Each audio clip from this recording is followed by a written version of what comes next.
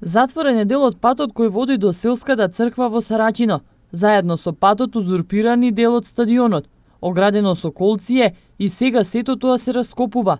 На ова се жалат жителите кои бараат патот кој припаѓа на селото да се врати во нормала и секој да може да го користи.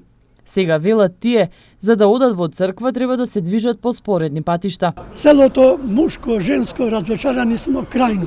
Тражимо решение, он го соградил, да ни го пушти, местото да идемо слободно у црква, да спортувамо слободно, туека, а за тој што го фатил, ние тоа не знаемо, никој пути не било негово. Сега тој тури лжици, колје, тури лжици, поче да говора и така селото узбуđено, разочарано. И се чудимо, што е ова сега, што е ова. Така, крајно се молимо да ни го пушти местото како што било, да користимо нашите деца, туека спортува, туека игра, школото ни е туека.